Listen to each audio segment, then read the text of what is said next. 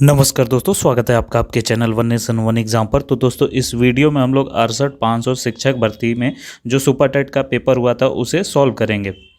First time 68,500 से ही super TET को introduce किया गया था। तो फर्स्ट टाइम जो सुपर टेट हुआ था वहाँ पे ऑप्शंस नहीं दिए गए थे, सिर्फ क्वेश्चन दिया गया था जिसे सॉल्व करके आपको आंसर लिखना था। इसलिए आपको इस पेपर में किसी भी क्वेश्चन के साथ ऑप्शन देखने को नहीं मिलेगा, ठीक है। इसके अलावा आप पीडीएफ डाउनलोड कर सकते हैं टेलीग्राम चैनल से, जिसका डिस्क्रिप्शन में लिंक दिया हुआ है। और आप 69,000 शिक्षक भर्ती में भी जो सुपर टेट का पेपर हुआ था उसे भी देख सकते हैं। डिस्क्रिप्शन में आपको लिंक दिया गया है उसका सॉल्यूशन का। तो पहला क्वेश्चन देखते हैं।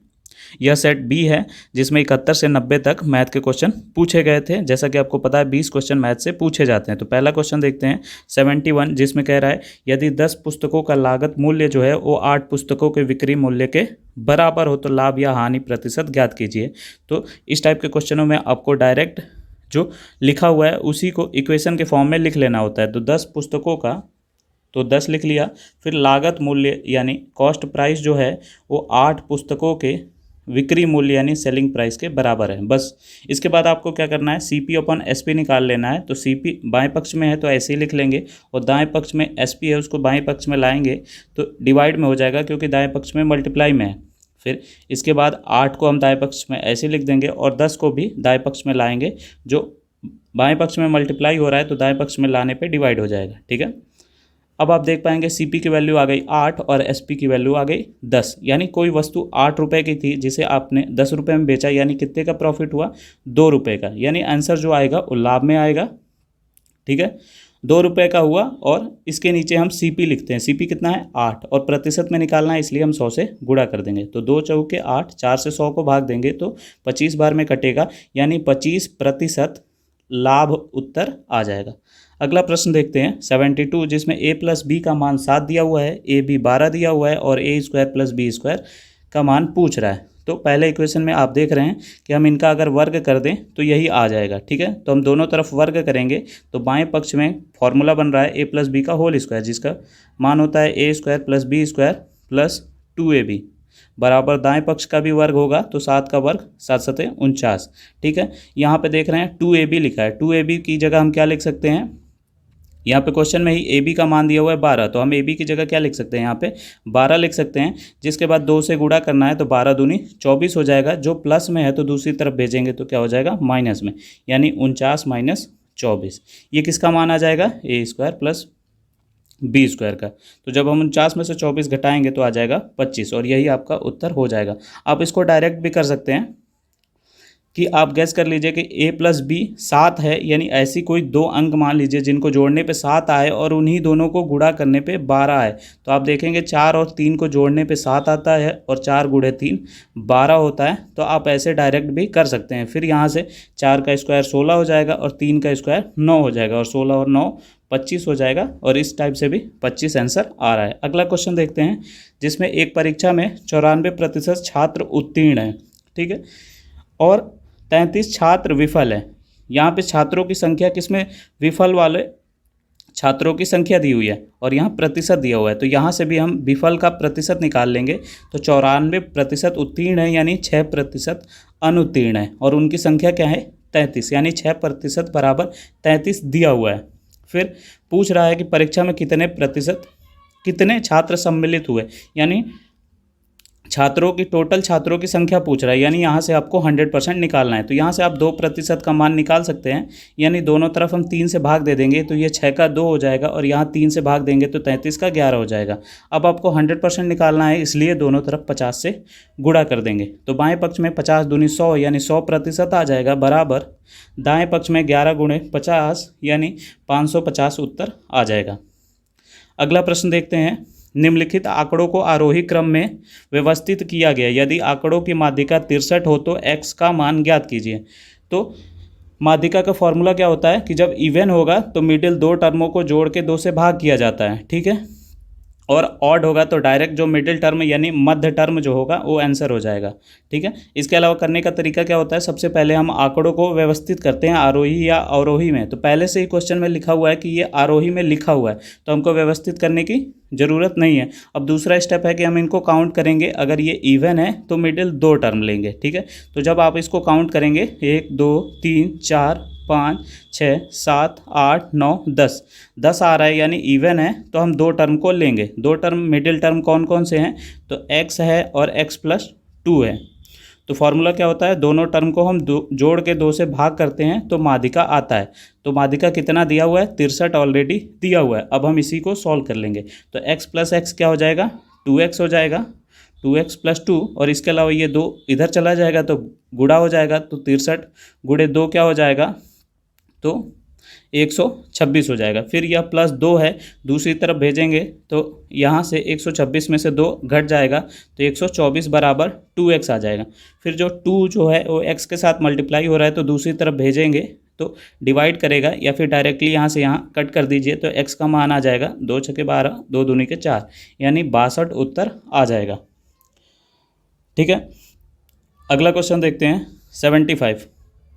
एक चतुर्भुज के 3 कोण समान है, ठीक है, समान है तथा चौथा कोण 75 दिया हुआ है, तो समान कोणों का माप ज्ञात करना है। तो चतुर्भुज के सभी कोणों का योग जो होता है वो 360 होता है, जिसमें 3 कोण समान है। यानी एक कोण अगर हमने x माना तो जो समान कोण है सभी x हो जाएंगे, और चौथा कोण 75 ऑलरेडी दिया हुआ है, इनका योग कितना हो जाएगा, 360। ठीक है, तो x कितना हो जाएगा, 3x + 75 बराबर 360। फिर 75 को दूसरी तरफ ले जाएंगे तो माइनस हो जाएगा, माइनस करने के बाद आएगा 285 बराबर 3x। ठीक है, अब 3 से 285 को कट कर देंगे तो x का मान आ जाएगा 95, और यही उत्तर हो जाएगा। अगला प्रश्न देखते हैं 76, जिसमें कह रहा है कि किसी प्रमेय संख्या, प्रमेय का मतलब होता है P/Q, ठीक है, P/Q दिया हुआ है, किसी प्रमेय संख्या का हर उसके अंश से 8 अधिक है। ठीक है, किसी प्रमेय संख्या का हर यानी ये जो निचला वाला हिस्सा है उसके अंश से, यानी अंश अगर p है तो हर क्या हो जाएगा, उसी से 8 अधिक, यानी हर हो जाएगा उसी से 8 अधिक, यानी अगर अंश p है तो हर हो जाएगा p+8। ठीक है, हर हो जाएगा p+8 और अंश क्या हो जाएगा p। ठीक है, यदि अंश को 17, ठीक है, और हर को 1 बढ़ा दिया जाए, यानी अंश में हम जोड़ दे 17 और हर में जोड़ दे 1, तो ये क्या हो जाएगा, इसका मान हो जाएगा 3/2। तो आपको प्रमेय ज्ञात करनी है। ठीक है, तो अब हम इसी को सॉल्व कर लेंगे। तो 8 + 1 कितना हो जाएगा, 9 हो जाएगा। ठीक है, यानी ऊपर आ गया p+17 और नीचे आ गया p+9 बराबर 3/2। अब इसको क्रॉस मल्टीप्लाई कर लीजिए या फिर त्रिज्यक गुणा कर लीजिए, तो ये वाला पूरा गुणा होगा 3 के साथ और ये 2 गुणा होगा p+17 के साथ, तो क्या आ जाएगा 2p +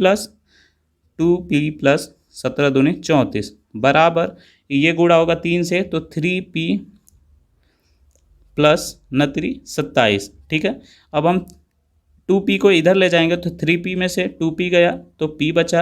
अब 27 को इधर ले जाएंगे तो 34 में से 27 घटाएंगे तो कितना बचेगा, 7।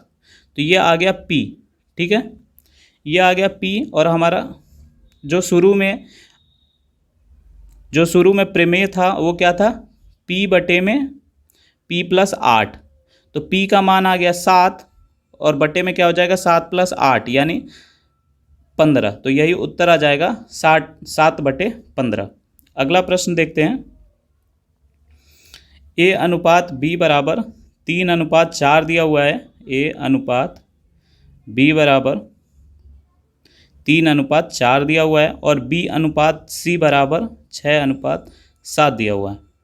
ठीक है, तो ऐसे प्रश्नों में हम यहीं पे बगल में अनुपात c लिख लेते हैं और जिसके बगल में स्पेस है तो वही वाला नंबर उसके बगल में आ जाता है, तो यहाँ भी 4 हो जाएगा और 6 के बगल में खाली स्थान है तो यहाँ पे 6 आ जाएगा। ठीक है, अब हम इसको बस गुणा कर लेंगे तो a/b/c आ जाएगा। तो 7 चौक 28, 6 चौक 24 और 6 18, यही आपका उत्तर हो जाएगा। और आप इसको चाहें तो और इसको शॉर्ट में लिख सकते हैं, जैसे कि आप देख रहे हैं तीनों नंबर 2 से कट रहे हैं, तो 2 9 18, 2 12 जा 24 और 2 14 जा 28, तो ये भी उत्तर हो जाएगा। ठीक है, बाकी आपको शॉर्ट लिखना होता है, सबसे शॉर्ट क्या हो सकता है, तो यही उत्तर करेक्ट होगा। अगला प्रश्न देखते हैं 78, जिसमें कह रहा है एक समकोण त्रिभुज का परिमाप 24 दिया हुआ है, समकोण त्रिभुज यानी कि एक राइट एंगल ट्रायंगल है, ठीक है, एक राइट एंगल ट्रायंगल है जिसका परिमाप यानी तीनों भुजाओं का योग 24 है, ठीक है। यानी अगर हम इसको ए मान लें,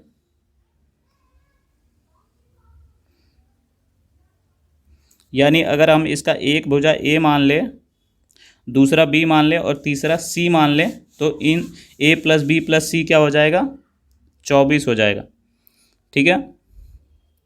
फिर क्या कह रहा है, यदि विकर्ण जो है वो 10 है, यानी ये जो लंबी भुजा है ये 10 है, ठीक है, तो समकोण त्रिभुज का क्षेत्रफल ज्ञात करिए। तो क्षेत्रफल का फॉर्मूला क्या होता है, ए बी बटे 2, ठीक है। तो ये हमने ए माना है, ये बी माना है और ये सी, कर्ण सी माना है। तो सी का ऑलरेडी मान 10 दिया हुआ है और तीनों का योग दिया हुआ है 24। तो 24 में से अगर हम 10 घटा देते हैं तो इन दोनों का योग आ जाएगा। तो ये हो जाएगा ए प्लस बी बराबर 14, ठीक है। तो ए प्लस बी आपको 14 दिया हुआ है और इसके अलावा ये कौन सा ट्रायंगल है, तो ये राइट एंगल ट्रायंगल है। तो राइट एंगल ट्रायंगल में पाइथागोरस थ्योरम लगता है, यानी कर्ण का स्क्वायर बराबर लंब का स्क्वायर प्लस आधार का स्क्वायर, ठीक है। तो यहाँ से आपको एक और मिल गया कि ए स्क्वायर प्लस बी स्क्वायर का मान 10 स्क्वायर या फिर 100 दिया हुआ है, ठीक है। तो हम इसमें भी दोनों तरफ वर्ग कर देंगे। तो यहाँ से आ जाएगा a square plus B square plus 2ab बराबर 14 नहीं, इसका भी वर्ग करेंगे क्योंकि वर्ग किया जाता है दोनों तरफ किया जाता है। तो 14 का वर्ग कितना हो जाएगा, 196, ठीक है। अब यहाँ पे हम क्या लिख सकते हैं, ए स्क्वायर प्लस बी स्क्वायर की जगह हम 10 का स्क्वायर यानी 100 लिख सकते हैं, ठीक है। यहाँ आ गया 100 प्लस 2ab बराबर 196। अब हम 100 को उस तरफ भेजेंगे तो 2ab बराबर 196 में से 100 घट जाएगा तो बचेगा 96। तो अब क्या आ जाएगा, ab बराबर 2 से 96 को कट कर देंगे तो 2 चौके 8 और 2 अट्ठे 16, यानी ए बी आ गया 48। और फॉर्मूला क्या होता है क्षेत्रफल का, ए बी बाई 2। तो ए बी जो आया है उसी को 2 से भाग दे देंगे तो उत्तर आ जाएगा 2 दूनी के 4, 2 चौके 8, यानी 24 उत्तर आ जाएगा।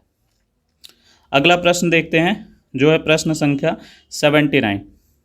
इसमें कह रहा है कि ए में आपको क्या दिया हुआ है, ए में दिया हुआ है कि x is an isosceles triangle, या फिर एक्स जो है वो समद्विबाहु त्रिभुज है। यानी ए में दिए हुए हैं ऐसे ट्रायंगल जो आइसोलेस हैं या समद्विबाहु है, यानी जिनकी दो भुजा बराबर होती है। और बी में क्या दिया हुआ है, समबाहु या इक्विलेटरल, जिसकी तीनों भुजाएं बराबर होती हैं, ठीक है। तो आपको एक कंडीशन पता होगी कि equilateral is also isosceles triangle, या फिर समबाहु त्रिभुज जो होते हैं वो समद्विबाहु त्रिभुज भी होते हैं। तो हम समद्विबाहु त्रिभुज में इक्विलेटरल ट्रायंगल भी लिख सकते हैं, या फिर यह भी कहा जा सकता है कि आइसोलेस ट्रायंगल या फिर समद्विबाहु त्रिभुज ये दिया हुआ है तो हमको तीसरी भुजा के बारे में कोई पता नहीं है कि तीसरी भुजा इसकी क्या होगी, लेकिन एक कंडीशन होती है कि अगर ये तीसरी भुजा भी इन्हीं के इक्वल हो जाती है तो यही ट्रायंगल इक्विलेटरल हो जाएगा या फिर समबाहु त्रिभुज हो जाएगा। तो अब हमको ए इंटरसेक्शन बी निकालना है। तो इंटरसेक्शन का मतलब होता है जो कॉमन है, तो यहाँ पे भी समबाहु त्रिभुज है, यहाँ पे भी है, तो यही उत्तर हो जाएगा समबाहु त्रिभुज, ठीक है। इसके अलावा क्वेश्चन से ही देखेंगे समबाहु त्रिभुज किस में दिया था, तो बी में दिया था, तो उत्तर हो जाएगा बी, ठीक है। अगला प्रश्न देखते हैं, यदि साधारण ब्याज पर रखा गया कोई धन 25 वर्षों में स्वयं का 2 गुना हो जाता है।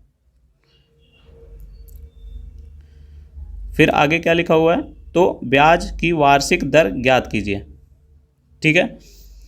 तो हम सबसे पहले मान लेते हैं कि प्रिंसिपल हमने P माना, या मूलधन जो है वो हमने P माना, ठीक है। वो P क्या हो गया, कुछ वर्षों में 2 गुना हो गया, यानी 2P हो गया। तो 2P क्या आ गया, अमाउंट आ गया, ठीक है। ये हमारा मूलधन था जो बढ़कर क्या हो गया, 2P हो गया। तो यहाँ से SI का फॉर्मूला क्या होता है, SI बराबर A माइनस P, यानी अमाउंट माइनस प्रिंसिपल। तो 2P में से P घटाएंगे तो SI क्या आ जाएगा, P आ जाएगा।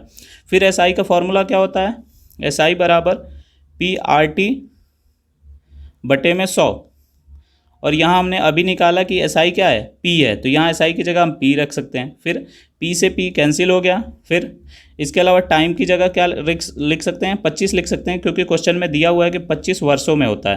तो यहाँ 25 हो गया, तो 25 चौके 100। अब हम 4 को उधर भेज देंगे, तो यहाँ पे कुछ भी नहीं है, 1 है, तो 4 एकम में 4 हो जाएगा, बराबर दूसरी तरफ क्या बचा, R बचा। तो यही उत्तर हो जाएगा, R बराबर 4%। अगला प्रश्न देखते हैं 81, जिसमें दिया हुआ है 1/2 की घात 1/2 और 1/3 की घात 1/3 में कौन बड़ा है। तो ऐसे क्वेश्चनों में क्या करते हैं, जो घात लिखा हुआ है उसका एलसीएम निकालते हैं। तो 2 और 3 का एलसीएम क्या आ जाएगा, 6 आ जाएगा, तो उसी से हम गुणा कर देंगे। तो यहाँ पे 6 से ही गुणा कर देंगे, ठीक है। तो ये 2 से कटेगा 3 बार में, ये 3 से कटेगा 2 बार में। तो अब 1/2 की घात क्या हो गया, यहाँ पे 3 बार में कटाना, तो 1/2 की घात 3 हो गया, ठीक है। और ये क्या हो गया, 1/3 की घात 2 हो गया। अब हम इसको हल कर लें, तो 2 की घात जब 3 होता है तो क्या हो जाता है, 1/8 हो जाता है, और इसको हल करेंगे तो आ जाएगा 1/9। अब जो हर में छोटा होता है, जो हर में छोटा होता है उसी का मान बड़ा होता है, तो आंसर आ जाएगा 1/8 जो है वो बड़ा है 1/9 से। तो 1/8 किसका मान था, तो उत्तर हो जाएगा 1/2 की घात 1/2 जो है वो बड़ा है 1/3 की घात 1/3 से। अगला प्रश्न देखते हैं 82, जिसमें लिखा हुआ है 5 की घात x + 1 प्लस 5 की घात 2 - x बराबर 5 की घात 3 + x। तो यहाँ पे हम क्या करेंगे, देख रहे हैं सबके आधार जो हैं वो 5-5 में हैं, तो हम सभी को 5 के टर्म में लिख लेते हैं। तो यहाँ पे आप देख रहे हैं फॉर्मूला लगा हुआ है कि अगर किसी का भी घात जो होता है, अगर a की घात m है, ठीक है, और गुणे में होता है a की घात n होता है, तो हम इसको लिख सकते हैं a की घात m + n। तो यहाँ ऑलरेडी प्लस में लिखा हुआ है, तो हम यहाँ से इस पे भी जा सकते हैं, यानी हम 5 की घात x + 1 को क्या लिख सकते हैं, 5 की घात x गुणे 5 की घात 1, ठीक है। यहाँ से आप समझ सकते हैं कि जब दोनों गुणा में थे तो हम उनको प्लस में लिख सकते हैं, तो जब प्लस में हैं तो हम इनको गुणा में लिख सकते हैं। फिर ऐसे ही दूसरा वाला हो जाएगा 5 की घात 2, और जब यहाँ पे माइनस होता है तो वो बटे में आ जाता है, तो 5 की घात 2 बटे में 5 की घात x हो जाएगा। 5 की घात x हो जाएगा बराबर 5 की घात 3 पहले से दिया हुआ है, तो हम इसको ऐसे ही लिखेंगे। और उसके अलावा 5 की घात 3 और उसके अलावा 1 लिखा हुआ है, तो उसको भी हमें 5 के टर्म में लिखना है। तो हम किसी भी संख्या का जो घात 0 होता है वो उसका मान 1 आता है, तो हम 1 की जगह 5 की घात 0 लिख सकते हैं। अब हम देख रहे हैं कि सभी जो पूरा जो क्वेश्चन है वो 5 की घात के टर्म में आ गया है, यहाँ पे 5 की घात 0 हो जाएगा, ठीक है। अब हम क्या करेंगे, 5 की घात x को a मान लेंगे, ठीक है, ताकि हमें सॉल्व करने में आसानी हो। यहाँ पे a मान लेंगे, तो यहाँ पे क्या हो जाएगा, यहाँ पे हो जाएगा a हो जाएगा, ठीक है। और जहाँ पे डिनोमिनेटर में भी 5 की घात x लिखा हुआ है वहाँ पे भी a हो जाएगा। तो ये 5 की घात 1 है और ये a हो गया, तो यानी 5a प्लस 5 की घात 2 है यानी 5 और 25, और बटे में क्या है 5 की घात x यानी ये a हो गया, और यहाँ पे बराबर यहाँ 5 की घात 3 है यानी 125, और ये 5 की घात 0 है जिसको 1 लिखा था, तो 125 प्लस 1 126 हो गया, ठीक है। अब हम यहाँ पे एलसीएम लेंगे तो ये 5a² हो जाएगा, और फिर एलसीएम लेंगे तो पूरे में बटे में a आ जाएगा, जिसके बाद हम इसको दूसरी तरफ भेजेंगे तो 126a हो जाएगा, ठीक है। फिर 126 को हम बाएं पक्ष में लाएंगे तो क्या हो जाएगा, 5a² माइनस 126a प्लस 25 बराबर 0, ठीक है। यहाँ पे हम लिख लेते हैं, तो आ जाएगा 5a²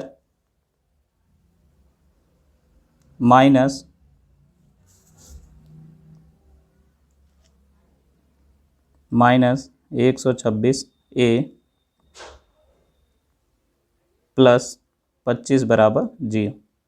अब ये क्वाड्रेटिक इक्वेशन या द्विघात समीकरण बन गया, जिसमें क्या करना होता है, ये जो आखिरी वाला टर्म है इसको हमें पहले वाले टर्म से गुणा करना होता है, और इसके आगे अगर प्लस लिखा है तो जोड़ने पे मिडिल टर्म आना चाहिए। तो 25 को 5 से गुणा करेंगे तो 125 आया। 125 को ऐसा फैक्टर करिए कि जोड़ने पे मिडिल टर्म आ जाए। तो 125 गुणे 1 क्या होगा, 125 ही हो गया। तो उसके फैक्टर क्या हो गया, 125 हो गया और 1 हो गया। तो 2 फैक्टर आ गए और जोड़ने पे ही मिडिल टर्म 126 आ रहा है। तो अब हम 126 के स्थान पे 125 प्लस 1 लिख सकते हैं। तो ये हो जाएगा 5a² माइनस 125 प्लस 1 और a ऐसे ही लिख देंगे प्लस 25 बराबर 0। ठीक है, अब ब्रैकेट ओपन कर लेते हैं। तो 5a² माइनस 125a, यहाँ पे माइनस से मल्टीप्लाई होगा तो यहाँ पे भी माइनस a प्लस 25 आ जाएगा बराबर 0। अब शुरू के दो टर्मों में से जो कॉमन आ रहा है उसे कॉमन ले लेंगे। तो 5a कॉमन आ रहा है, तो 5a कॉमन ले लेते हैं। तो क्या बचेगा, यहाँ स्क्वायर था इसलिए यहाँ a बच गया, और माइनस का sign as it is minus ही रहेगा। और यहाँ से 5a कॉमन ले लेंगे तो a चला जाएगा, और 5 से 125 को भाग देंगे तो कितना आ जाएगा, 5 दूनी 10 और 5 और 25 यानी 25 आ जाएगा। इसी प्रकार से यहाँ से हम -1 कॉमन ले लेंगे तो यहाँ आ जाएगा a माइनस 25 बराबर 0। अब हम a माइनस 25 पूरा कॉमन ले लेंगे तो एक ब्रैकेट में a माइनस 25 आ जाएगा, दूसरे ब्रैकेट में 5a माइनस 1 आ जाएगा। यानी एक ब्रैकेट में आ गया a माइनस 25 और एक ब्रैकेट में आ गया 5a माइनस 1 बराबर 0। अब हम एक बार इसको 0 रखेंगे तो a बराबर a माइनस 25 बराबर 0 रखेंगे तो क्या हो जाएगा, a बराबर 25 हो जाएगा। ठीक है, और a हमने क्या माना था, 5x को a माना था, तो हम a की जगह क्या लिख सकते हैं, 5x, और 25 को क्या लिख सकते हैं, 5 का स्क्वायर। ठीक है, दोनों तरफ बेस समान है तो हम क्या लिख सकते हैं, s बराबर 2। ठीक है, तो यहाँ से मान आ गया x बराबर 2। इसी प्रकार से इसमें भी करते हैं तो 5a माइनस 1 बराबर 0 हो जाएगा, तो 1 उधर भेजेंगे तो 5a बराबर 1 हो जाएगा। फिर a बराबर 1/5 हो जाएगा। ठीक है, इसके अलावा 1/5 को हम क्या लिख सकते हैं, 5 की घात -1 लिख सकते हैं, और a हमने क्या माना था, 5 की घात x। ठीक है, तो यहाँ पे 5 की घात x लिख सकते हैं। तो क्या हो गया, यहाँ से भी x का जो वैल्यू आ गया वो x बराबर -1 आ गया। ठीक है, लेकिन क्वेश्चन में क्या दिया हुआ है कि घनात्मक मान निकालना है आपको x का, तो घनात्मक मान यहीं से निकल रहा है, यहीं से 2, तो x का मान 2 जो है वो आंसर हो जाएगा। अगला प्रश्न देखते हैं, प्रश्न संख्या 83, जिसमें कह रहा है कि यदि 6 पुरुषों की 15 दिन की मजदूरी जो है वो 2100 है, तो 6 पुरुष गुणे 15 की बराबर 2100 है, तो 9 पुरुषों का 12 दिन की मजदूरी ज्ञात करनी है। तो मजदूरी हमें x मान लेते हैं और बस हम इसी को सॉल्व कर लेंगे। ठीक है, तो 3 दूनी 6, 3 तिया 9, फिर 3 पचे 15 और 3 चौके 12। ठीक है, फिर 2 दूनी 4। अब हम क्या करेंगे, यहाँ पे हर में बचा 3 दूनी 6। ठीक है, तो अब हम त्रिज्यक गुणा कर देंगे तो क्या आ जाएगा, 6 जो होगा वो इधर मल्टीप्लाई हो जाएगा, यानी 2100 में 6 का गुणा हो जाएगा, और ये 5 इधर आएगा तो ये 5 यहाँ भाग हो जाएगा, और इसके अलावा x जो है वो इधर चला जाएगा। तो x बराबर क्या आ जाएगा, 2100 गुणे 6/5। तो 5 से हम इसको कट कर सकते हैं, तो 5 चौके 20, 5 दूनी 10, 0। अब हम 6 से गुणा करेंगे इसको, तो 6 0 जा 0, इसके अलावा 6 दूनी 12 और 6 चौके 24 और एक हासिल जो था 25, यानी आंसर आ जाएगा 25 20। अगला क्वेश्चन देखते हैं जो है फैक्टराइज x² - 9x + 18। तो अभी मैंने बताया कि जब क्वाड्रेटिक इक्वेशन या द्विघात समीकरण हो तो आखिरी वाले टर्म को गुणा करते हैं पहले वाले टर्म के एक्स स्क्वायर के कोफिशिएंट के साथ। तो एक्स स्क्वायर के साथ कुछ भी नहीं लिखा हुआ है तो हम डायरेक्ट 18 का ही ऐसा फैक्टर करते हैं कि 18 के बगल में क्या है, प्लस है, तो प्लस करने पे मिडिल टर्म आ जाए। तो इसका फैक्टर करिए तो 9 दूनी 18, तो 9 और 2 जोड़ने पे मिडिल टर्म 9 नहीं आ रहा है, 11 आ जा रहा है, इसलिए 9 और 2 नहीं हो सकते। तो इसके अलावा क्या फैक्टर हो सकता है, 6 और 3, ठीक है, क्योंकि 18 और 6 और 3 जोड़ने पे मिडिल टर्म 9 भी आ रहा है। तो अब हम 9 की जगह क्या लिख सकते हैं, 6 और 3, ठीक है। तो क्वेश्चन हो जाएगा एक्स स्क्वायर माइनस 6 की जगह क्या लिख देंगे, 9 की जगह क्या लिख देंगे, 6 + 3 एक्स + 18। अब हम इसको हल कर लेते हैं। तो x square minus bracket open कर लेंगे तो -6x आ जाएगा और -3x आ जाएगा प्लस 18, ठीक है। अब हम शुरू के दो टर्मों में से जो कॉमन आ रहा है उसे कॉमन लेंगे, तो x कॉमन है तो ब्रैकेट में आ जाएगा x - 6। इसी प्रकार से आखिरी के दो टर्मों में से क्या कॉमन है, -3, तो आ जाएगा ब्रैकेट में x - 6। अब हम x - 6 कॉमन ले लेंगे तो एक ब्रैकेट में आएगा x - 6, दूसरे ब्रैकेट में आएगा x - 3। यही आपका आंसर हो जाएगा। अगला प्रश्न है, एक 10 भुजाओं वाले नियमित बहुभुज की प्रत्येक बाह्य भुजा के कोणों को ज्ञात कीजिए, ठीक है। तो इसका फॉर्मूला डायरेक्ट होता है 360 बटे में टोटल भुजा। तो टोटल भुजा 10 है तो 360 बटे में 10 हो जाएगा। तो 360 को जब हम 10 से भाग करेंगे तो आ जाएगा 36। यही आंसर हो जाएगा। अगला प्रश्न देखते हैं 86। यदि एक सम चतुर्भुज की प्रत्येक भुजा 100 मीटर तथा विकर्ण 160 है तो समचतुर्भुज का क्षेत्रफल ज्ञात कीजिए, ठीक है। यानी एक समचतुर्भुज है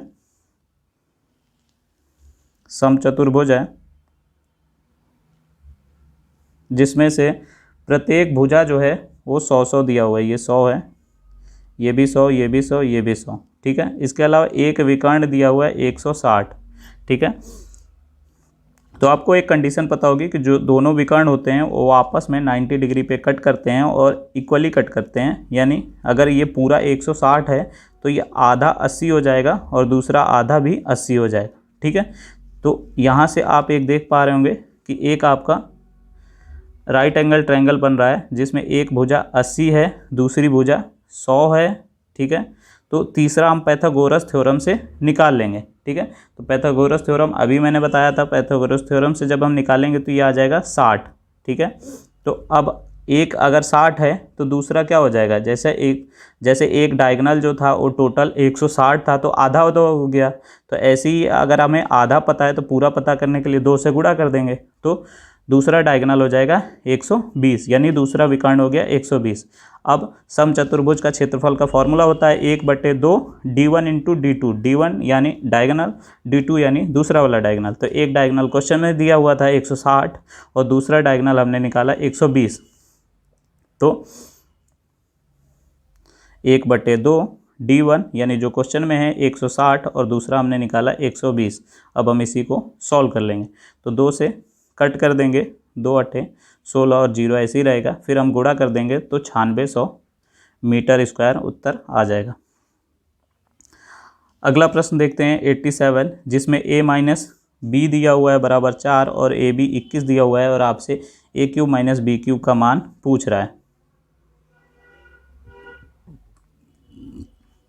तो a³ - b³ क्या होता है, a - b a स्क्वायर दूसरे ब्रैकेट में हो जाएगा a स्क्वायर प्लस b स्क्वायर प्लस ab, ठीक है। तो a - b हमें ऑलरेडी 4 दिया हुआ है, बस हमें a स्क्वायर प्लस b स्क्वायर निकालना है, ठीक है, क्योंकि ab भी दिया हुआ है यहाँ पे 21। तो a स्क्वायर प्लस b स्क्वायर कैसे निकालेंगे, तो पहले इक्वेशन का वर्ग कर देंगे। तो दोनों तरफ वर्ग करेंगे तो a - b का स्क्वायर बराबर 4 का स्क्वायर हो जाएगा। तो a - b का होल स्क्वायर क्या होता है, a स्क्वायर प्लस b स्क्वायर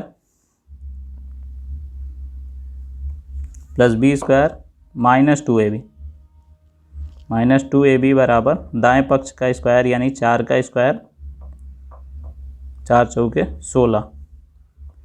ठीक है, अब हम ए बी का मान क्वेश्चन में ही दिया हुआ है 21 रख देंगे, तो 21 गुणे 2 क्या हो जाएगा, 21 गुणे 2 हो जाएगा 42, और बाएं पक्ष में माइनस का है तो दूसरी तरफ भेजेंगे तो प्लस का हो जाएगा, यानी 16 में 42 जोड़ेंगे तो 58 आ जाएगा a square plus B square.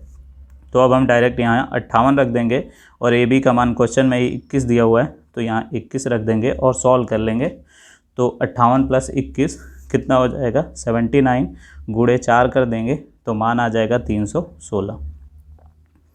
अगला प्रश्न देखते हैं 10 सेंटीमीटर। अगला प्रश्न देखते हैं 88।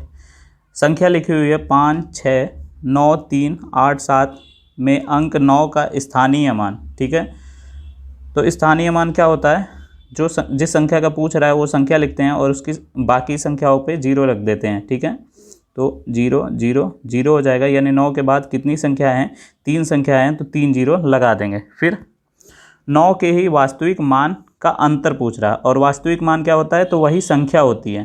तो वास्तविक मान 9 का क्या हो जाएगा, 9 ही रहेगा। तो अब 9000 में से हम 9 घटा देंगे तो आ जाएगा 8 9 9 1। अगला प्रश्न देखते हैं 89। 10 सेंटीमीटर त्रिज्या वाले 10 सेंटीमीटर त्रिज्या वाले 10 सेंटीमीटर त्रिज्या है यानी रेडियस है, 10 सेंटीमीटर त्रिज्या वाले एक वृत्त की जीवा की लंबाई 16 है, यानी ये जो जीवा है कॉर्ड है इसकी लंबाई 16 है। ठीक है, तो वृत्त के केंद्र से जीवा की दूरी ज्ञात करिए, यानी ये जो वृत्त का केंद्र है यहाँ पे, यहाँ से हमें दूरी ज्ञात करनी है कि कहाँ पे जीवा बना हुआ है।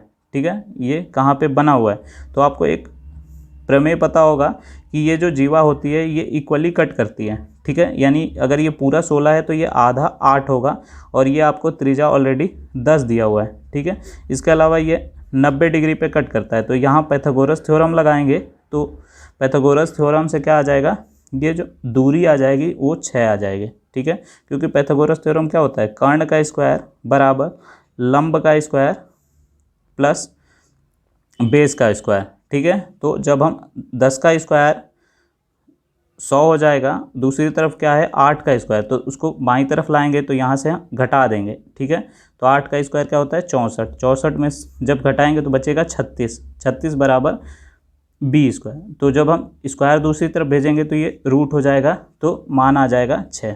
ठीक है, अगला और आखिरी प्रश्न है प्रश्न संख्या 90, जिसमें कह रहा है कि 5 जनवरी 1991 को सैटरडे था। ठीक है, तो आपको 3 मार्च 1992 का दिन ज्ञात करना है। तो जब हम एक साल आगे बढ़ते हैं तो 5 जनवरी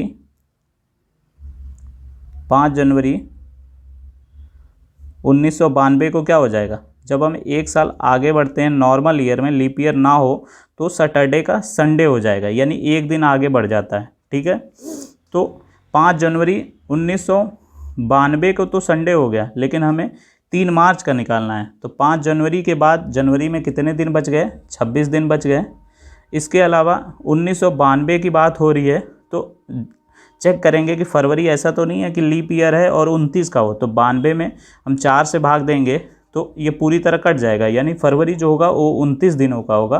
तो जनवरी के 26 दिन, फरवरी के 29 दिन, और मार्च में किस तारीख को पूछ रहा है, 3 तारीख को पूछ रहा है, तो 3 और हम जोड़ देंगे तो इनको जोड़ने पे 58 आएगा, और 58 को 7 से भाग करेंगे क्योंकि सप्ताह में 7 दिन होते हैं, तो कितना शेषफल बचेगा, 2 शेषफल बचेगा।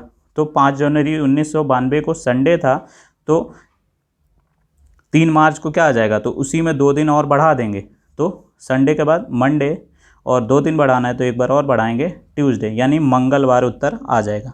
तो उम्मीद करता हूँ आपको सारे क्वेश्चन समझ में आ गए होंगे। अगर कोई भी क्वेश्चन समझ में नहीं आया हो तो कमेंट अवश्य कीजिएगा।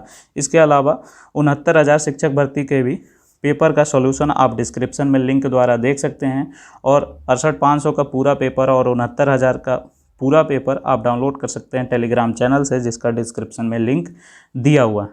ठीक है, पूरी वीडियो देखने के लिए बहुत बहुत धन्यवाद। वीडियो को ज़्यादा से ज़्यादा शेयर करें। चैनल पर पहली बार आए हैं तो सब्सक्राइब करने के साथ बेल आइकन पर क्लिक अवश्य करें। धन्यवाद दोस्तों।